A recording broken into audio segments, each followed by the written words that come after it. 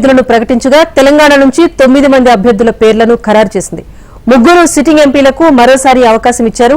ఇటీవల బీఆర్ఎస్ ను వీడి బీజేపీలో చేరిన జహీరాబాద్ ఎంపీ బీబీ పాటిల్ కు టికెట్ కన్ఫర్మ్ అయింది. మరో సిట్టింగ్ ఎంపీ పోతుగంటి రాములు స్థానంలో ఆయన కుమారుడికి పోతుగంటి భరత్ కు అభ్యర్థిగా పేరును ప్రకటించింది అధిష్టానం. సికింద్రాబాద్ కేంద్ర మంత్రి కిషన్ రెడ్డికి, అలాగే నిజామాబాద్ కు ధర్మపురి అరవింద్, కరీంనగర్ నుంచి బండి సంజయ్, మల్కాజ్గిరికి ఈటెల రాజేందర్, హైదరాబాద్ నుంచి మాధవీలత, చేవెళ్ల కొండ విశ్వేశ్వరరెడ్డికి, అలాగే భువనగిరికి బోర నర్సయ్య గౌడ్, నాగర్ కర్నూలు నుంచి భరత్ ప్రసాద్ ను, జహీరాబాద్ నుంచి బీబీ పాటిల్ అభ్యర్థిత్వాలను బీజేపీ ప్రకటించింది.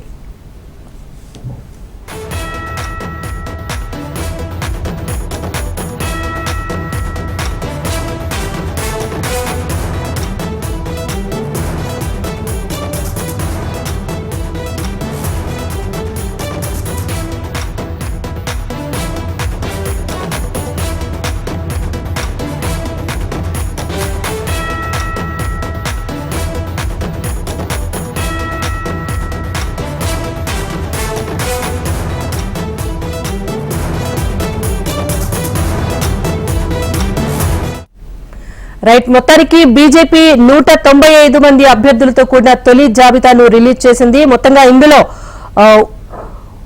పశ్చిమ బెంగాల్, మధ్యప్రదేశ్, తెలంగాణ, అస్సాం, గుజరాత్, రాజస్థాన్, అలాగే ఛత్తీస్గఢ్ నుంచి ఢిల్లీ, జమ్మూ కాశ్మీర్, ఉత్తరాఖండ్, అరుణాచల్ ప్రదేశ్, గోవా, త్రిపురలోని కొన్ని స్థానాలకు సంబంధించి తొలి జాబితాలో అభ్యర్థుల పేర్లను ఉంచింది. ఇందులో 34 మంది వరకు కూడా మినిస్టర్స్ ఉన్నారు. 57 మంది వరకు బీసీ అభ్యర్థులకు అవకాశం ఇప్పించారు. దీంతో పాటుగా ఎస్సీలో ఒక 27, ఎస్టీస్ నుంచి 18 మంది పేర్లను బీజేపీ ప్రకటించింది. మరీ ముఖ్యంగా 195 మంది అభ్యర్థుల జాబితాలో 28 మంది మహిళలకు ప్రాముఖ్యాన్ని ఇస్తూ కూడా తొలి జాబితాను రిలీజ్ చేసింది. ఎప్పట్లాగానే ప్రధాని మోదీ యూపీలోని వారణాసి నుంచి బరిలో నిలవబోతున్నారు. అటు అమిత్ షా గుజరాత్ లోని గాంధీనగర్ నుంచి పోటీలో నిలవబోతున్నారు. ఇక తెలంగాణ విషయానికి వస్తే 9 మంది అభ్యర్థులతో కూడిన జాబితాను రిలీజ్ చేసింది బీజేపీ అధిష్టానం. 3 సిట్టింగ్ ఎంపీలకు మళ్లీ అవకాశం ఇచ్చింది. ఇటీవల బీఆర్ఎస్ ను వీడి బీజేపీలో చేరిన జహీరాబాద్ ఎంపీ బీబీ పాటిల్ కు టికెట్ కన్ఫర్మ్ చేసింది. మరో సిట్టింగ్ ఎంపీ పోతుగంటి రాములు స్థానంలో ఆయన కుమారుడు పోతుగంటి భరత్ పేరును ప్రకటించింది. సికింద్రాబాద్ నుంచి కేంద్ర మంత్రి కిషన్ రెడ్డి, అలాగే నిజామాబాద్ నుంచి ధర్మపురి అరవింద్ పేర్లను ఫైనల్ చేసింది. కరీంనగర్ నుంచి బండి సంజయ్, మల్కాజ్గిరి నుంచి ఈటెల రాజేందర్, హైదరాబాద్ నుంచి మాధవీలత, చేవెళ్ల నుంచి కొండ విశ్వేశ్వరరెడ్డి, భువనగిరి నుంచి బోర నర్సయ్య గౌడ్, నాగర్ కర్నూలు నుంచి భరత్ ప్రసాద్, జహీరాబాద్ నుంచి బీబీ పాటిల్ అభ్యర్థిత్వాలను బీజేపీ తొలి జాబితాలో భాగంగా ప్రకటించింది. మొత్తానికి బీజేపీ అభ్యర్థుల ప్రకటన పైన ఉత్కంఠకైతే తెరపడింది. తొలి జాబితాను రిలీజ్ చేసింది.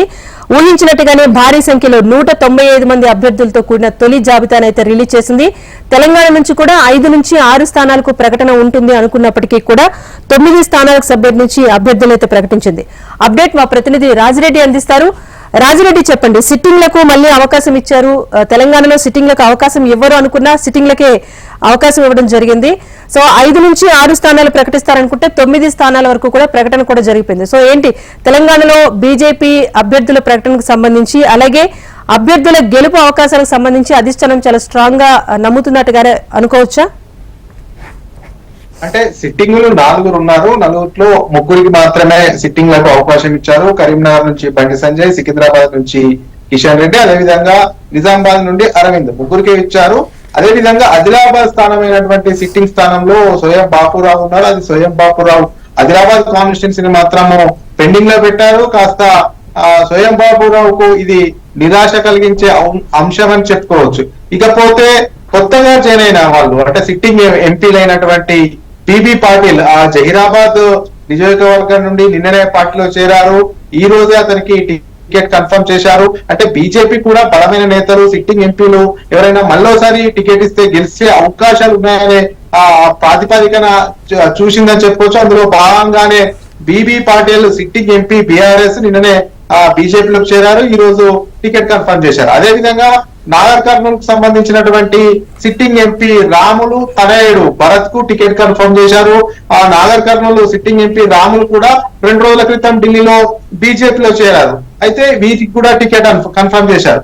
అయితే మల్కాజ్గిరి పార్లమెంట్ నియోజకవర్గానికి వచ్చేసి తీవ్రమైన పోటీ ఉంది. పెద్ద ఎత్తున పోటీ పడ్డారు. మల్కాజ్గిరి నియోజకవర్గం పెండింగ్ లో పెడతారని అందరూ భావించారు. కానీ అందరి ఆలోచనలకు తలకిందులు చేసే విధంగా నిర్ణయం తీసుకున్నారు. ముఖ్యంగా చూసుకున్నట్టయితే ఇక్కడ పెద్ద ఎత్తున పోటీ ఉంది. కానీ ఎట్టకేలకు ఈటల రాజేందర్ కు కన్ఫర్మ్ చేశారు. మల్కాజ్గిరి నియోజకవర్గం నుండి ఈటల రాజేందర్ కు టికెట్ కన్ఫర్మ్ చేశారు. ఇక్కడ సీనియర్ నేత మురళీధర్ రావు కూడా పోటీ పడ్డారు. చాడా సురేష్ రెడ్డి పోటీ పడ్డారు. వీరేందర్ గౌడ్ పోటీ పడ్డారు. ఇక్కడ పోటీతత్వం ఎక్కువగా ఉంది. అయినా కానీ మల్కాజ్గిరి నియోజకవర్గం ని ఈటల రాజేందర్ ని కన్ఫర్మ్ చేశారు. ఇకపోతే బూరా నరసయ్య గౌడ్ టికెట్ కూడా కన్ఫర్మ్ చేశారు. భువనగిరి నుండి, చేవెళ్ల నుండి కొండ విశ్వేశ్వర్ రెడ్డి టికెట్ కన్ఫర్మ్ చేశారు. ఇంకో ఇంట్రెస్టింగ్ అంశం ఏంటంటే బీజేపీ జాతీయ ఉపాధ్యక్షురాలుగా డీకే అరుణ ఉన్నారు. కానీ మహబూబ్ నగర్ నియోజకవర్గాన్ని పెండింగ్ లో పెట్టారు. మహబూబ్ నగర్ నియోజకవర్గంలో తీవ్రమైన పోటీ ఉంది. ముగ్గురు నేతలు ప్రధానంగా పోటీ పడుతున్నారు. ఇక్కడ డీకే అరుణతో పాటు జితేందర్ రెడ్డి, అదే విధంగా శాంతి కుమార్, ఈ ముగ్గురు ప్రధానంగా పోటీ పడుతున్నారు. ఈ నియోజకవర్గం పైన పీఠముడి ఇంకా వీడలేదు. ఈ నియోజకవర్గాన్ని ఇప్పటి వరకు అయితే ఓల్డ్ లో పెట్టారు, పెండింగ్ లో పెట్టారు. ఇకపోతే తెలంగాణలో తెలంగాణ వ్యాప్తంగా చూసుకున్నట్టయితే ఆరు సీట్లు కనుక 6 సీట్లు మొదటి విడతలో వస్తాయని భావించారు. కానీ ఏకంగా 9 స్థానాలు ప్రకటించారు. తెలంగాణ వ్యాప్తంగా ఇప్పటి వరకు ఏ పార్టీ కూడా అభ్యర్థులను ఖరారు చేయలేదు. బీజేపీయే మొదటిసారిగా అభ్యర్థులను ప్రకటించింది. ఇప్పటికే పెద్ద ఎత్తున విజయ సంకల్ప యాత్రతో ప్రజల్లోకి పోతుంది. ఈ యొక్క నేపథ్యంలో ఇక అభ్యర్థులను ప్రకటిస్తే గెలుపు సునాయాసనం అవుతుంది. పెద్ద ఎత్తున ప్రజల్లోకి వెళ్ళవచ్చనే బీజేపీ భావించింది. ఈ యొక్క నేపథ్యంలోనే ఇప్పటి తొందరగానే అభ్యర్థులను ప్రకటించిందని చెప్పుకోవచ్చు. ముఖ్యంగా అభ్యర్థుల ప్రకటన అనేది సర్వేల ఆధారంగానే అభ్యర్థులను ప్రకటించాము. బలమైన అభ్యర్థులనే ఈ టికెట్లు ఇచ్చామనేది కూడా బీజేపీ చెప్తున్నటువంటి పరిస్థితి కనబడుతుంది. ఓవరాల్ గా చూసుకున్నట్లయితే తెలంగాణలో 15 నియోజకవర్గాలకు 9 నియోజకవర్గాల అభ్యర్థులు మాత్రం కన్ఫర్మ్ చేశారని చెప్పుకోవచ్చు. రాజేశ్వరి, రాజరెడ్డి, అయితే అసెంబ్లీ ఎన్నికల్లో పోటీ చేసేందుకంటే కూడా పార్లమెంట్ లో పోటీ చేసేందుకే గతంలో బీజేపీ సీనియర్ నేతలు పర్టికులర్ గా తెలంగాణకు సంబంధించి ఆసక్తి అయితే చూపించారు. సో మీరు ఇప్పుడు చెప్పినట్టుగానే కీలకమైన సీనియర్ నేతలకు సంబంధించి ఎలాంటి అనౌన్స్మెంట్ రాలేదు. కానీ అనూహ్యంగా కొత్తగా పార్టీలో చేరిన బీబీ పాటిల్ పేరు వచ్చింది. హైదరాబాద్ నుంచి విరించి చైర్పర్సన్ పేరు మాధవీలత పేరు తెర మీదకి వచ్చింది. సో ఇక్కడ అనాలిసిస్ ఎలా అర్థం చేసుకోవచ్చు అంటారు?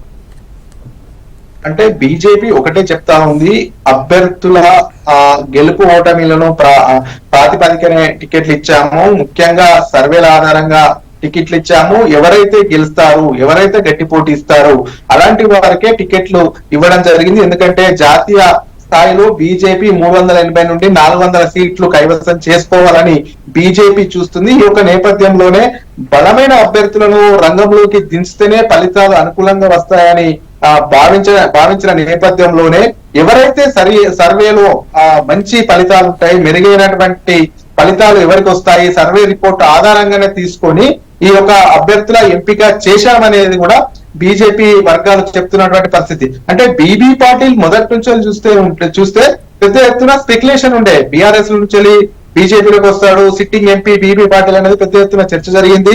అతని పైన కూడా బీజేపీ జాతీయ నాయకత్వం సర్వే చేసింది. ఆ సర్వేలో కూడా అతనికి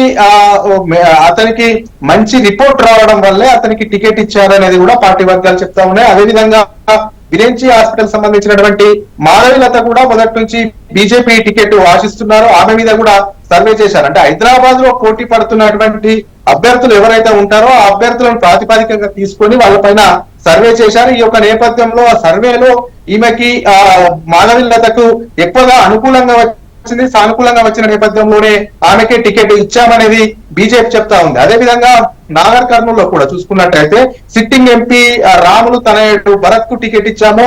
అతని పైన కూడా సర్వే చేశాము. సర్వేలో అతనికి మంచి అనుకూలమైన సానుకూలమైనటువంటి ఫలితం వచ్చింది. కాబట్టి ఈ సర్వేల ఆధారంగానే టికెట్లను కన్ఫర్మ్ చేశాము. సర్వే ప్రతిపాదికనే ప్రజా ఆమోదం ఏ విధంగా ఉందనేది చూసి మాత్రమే ఈ యొక్క టికెట్లు ఇచ్చాము. గెలుపులను ప్రాతిపాదికగా చేసుకొని గెలిచే అవకాశాలు ఉన్న వాళ్ళకే టికెట్లు ఇచ్చామనేది కూడా బీజేపీ చెప్తున్నటువంటి పరిస్థితి కనబడుతుంది. రాజేశ్వరి, అంటే ముఖ్యంగా దక్షిణ తెలంగాణలో బీఆర్ఎస్ బలం తక్కువగా ఉన్న చోట బీజేపీ బలం పుంజుకుందని గతంలోనే చెప్పుకున్నాం చాలా సందర్భాల్లో. సో అలాంటి చోట్ల అభ్యర్థుల ప్రకటనల విషయంలో కూడా కాస్త ఇంకా ఆలోచనలో ఉందా? మీరన్నట్టుగానే అనౌన్స్మెంట్ కూడా జరగలేదు. ఇంకా 6 స్థానాలకు సంబంధించి అభ్యర్థులు ప్రకటించాల్సిన అవసరం కూడా ఉన్న నేపథ్యంలో ఈ విషయంలో అనాలిసిస్ ఎలా ఉందనుకోవచ్చు? అంటే 8 స్థానాలు టోటల్ గా పెండింగ్ లో ఉన్నాయి, 9 అనౌన్స్ చేశారు. అయితే దక్షిణ తెలంగాణలోకి వచ్చేసి నల్గొండలో ఎవరైనా కొత్త అభ్యర్థి కోసం బీజేపీ అన్వేషిస్తుంది, బలమైన నేత కోసం బీజేపీ చూస్తుంది. ఇప్పటికే బీఆర్ఎస్ నుంచి ఉన్నటువంటి కొంతమంది బలమైన నేతలు బీజేపీ వైపు చూస్తున్నారు. వాళ్ళు వన్స్ బీజేపీలో జాయిన్ అయిన తర్వాత వాళ్ళకి రెండో విడతల టికెట్ ఇచ్చే ఆలోచన ఉందని బీజేపీ వర్గాలు చెప్తా ఉన్నాయి. అదే విధంగా చూసుకున్నట్టయితే మహబూబ్ నగర్ పార్లమెంట్ నియోజకవర్గంలో 3 నేతలు ఉన్నారు. డీకే అరుణ బీజేపీ జాతీయ ఉపాధ్యక్షురాలు ఉన్నారు. ఆమె టికెట్ కోసం తీవ్ర ప్రయత్నం చేస్తుంది, గతంలో కూడా పోటీ చేశారు. అంతేకాకుండా జితేందర్ రెడ్డి ఇంతకు ముందు బీజేపీ నుండి గతంలో ఎంపీగా గెలిచారు. ఇప్పుడు కూడా అతను మహబూబ్ నగర్ నియోజకవర్గం నుండి తీవ్రంగా ప్రయత్నం చేస్తున్నారు. శాంతి కుమార్ అతను మొదటి నుంచి బీజేపీలో ఉన్నారు, ప్రస్తుతం ట్రెజరర్ గా ఉన్నారు. అతను కూడా తీవ్ర ప్రయత్నం చేస్తున్నారు. ఈ 3 ఎవరికి ఇవ్వాలి అనే దాని మీద ఇంకా ఒక క్లారిటీ రాకపోవడం వల్ల అక్కడ టికెట్ ఆపారని చెప్తున్నారు. అదే విధంగా ఖమ్మం నియోజకవర్గానికి వస్తే, ఖమ్మం పార్లమెంట్ నియోజకవర్గంలో కూడా బీఆర్ఎస్ సంబంధించినటువంటి నేతలు బీజేపీతో టచ్ లో ఉన్నారు. బీఆర్ఎస్ కు సంబంధించినటువంటి నేతలు బీజేపీలోకి వస్తారు. బలమైన నేత కోసం అన్వేషిస్తున్నాము. ఆ బీఆర్ఎస్ సంబంధించిన నేతలు ఎవరైనా వచ్చిన తర్వాత ఖచ్చితంగా వాళ్ళకి కూడా టికెట్ అనౌన్స్ చేస్తామనే దానిలో బీజేపీ ఉన్నదని తెలుస్తుంది. అదే విధంగా వరంగల్ సంబంధించినటువంటి నియోజకవర్గంలో కూడా ఇప్పటికే బీజేపీలో కూడా పోటీ ఉంది. అయితే ఇంతకన్నా బెటర్ క్యాండిడేట్ ఎవరైనా వస్తారా, ఇప్పుడు ఉన్నటువంటి బీజేపీలో ఉన్నటువంటి వాళ్ళకన్నా బెటర్ క్యాండిడేట్ ఎవరైనా వస్తారా అనేది కూడా వార్తలు వినిపిస్తున్నాయి. ఈ యొక్క నేపథ్యంలో ఆరూర్ రమేష్ కూడా బీజేపీతో టచ్ లో ఉన్నారని తెలుస్తుంది. ఈ యొక్క నేపథ్యంలో ఆరూర్ రమేష్ కనుక ఇక్కడ జాయిన్ అయిన తర్వాత అతనికి టికెట్ కన్ఫర్మ్ చేసే అవకాశం ఉంది. అంటే కొన్ని నియోజకవర్గాల్లో చూసుకున్నట్టయితే బలమైన అభ్యర్థుల కోసం అన్వేషిస్తున్నారు. బలమైన అభ్యర్థులు రంగంలోకి దించితే గెలిచే అవకాశాలు ఉంటాయని చూస్తున్నారు. అంతేకాకుండా మెదక్ పార్లమెంటు నియోజకవర్గాన్ని కూడా పెండింగ్ లో పెట్టింది. మెదక్ లో కూడా పార్లమెంటు అభ్యర్థి రఘునందన్ రావు ఇప్పటికే ప్రయత్నం చేసుకుంటున్నారు. ఆ రఘునందన్ రావుకు టికెట్ ఇస్తారా, లేకపోతే అంతకన్నా ఎవరైనా వేరే నేతలు బలమైన నేతలు టచ్ లో ఉన్నారా అనేది కూడా కాస్త బీజేపీ ఆలోచనలో పడ్డది. ఇవన్నీ నియోజకవర్గాల్లో కూడా బీజేపీ ఆచితూచి అడుగులు వేస్తుంది. రెండో లిస్ట్ లో ఇవన్నీ కూడా ఇప్పుడైతే ఏదైతే 8 నియోజకవర్గాలు పెండింగ్ లో ఉన్నాయో ఆ 8 నియోజకవర్గాలకు సంబంధించినటువంటి ప్రకటన వచ్చే అవకాశం ఉంటుంది. ఇప్పటికే సోయం బాబురావు చూసుకున్నాం, సిట్టింగ్ ఎంపీ ఉన్నారు, కానీ అతని మీద కాస్త బీజేపీ జాతీయ నాయకత్వం అసంతృప్తిగా ఉన్నట్టు తెలుసు. అందులో భాగంగానే పెండింగ్ లో పెట్టినట్టు తెలుస్తుంది. ఈ యొక్క నేపథ్యంలో మళ్ళీ సోయం బాబురావు టికెట్ ఇస్తారా, లేకపోతే ఇతర పార్టీల నుంచి వచ్చిన బలమైన నేత టికెట్ ఇస్తారు. ఇవన్నీ కూడా పరిస్థితులకు అనుగుణంగా బీజేపీ ముందుకు కదులుతుంది, ఆచితూచి అడుగులు వేస్తుంది. ఎందుకంటే తెలంగాణలో కూడా 10 ఎంపీ సీట్లు కైవసం చేసుకోవాలని బీజేపీ పావులు కలుపుతుంది. అందులో భాగంగా 30% ఓట్లు సాధించాలని కూడా టార్గెట్ గా ఒక లక్ష్యంగా పెట్టుకుని ఏ అభ్యర్థులు బలమైన అభ్యర్థులు ఉంటే గెలిచే అవకాశాలు ఉంటే వాటన్నిటిని చూసే టికెట్లు కన్ఫర్మ్ చేసే అవకాశం ఉంది. ఇందులో 9 టికెట్లు మాత్రం ఒక క్లారిటీ, ఒక స్పష్టత ఉన్న నేపథ్యంలోనే ఈ 9 అనౌన్స్ చేశారని చెప్పుకోవచ్చు. Thank you Rajireddy for the analysis.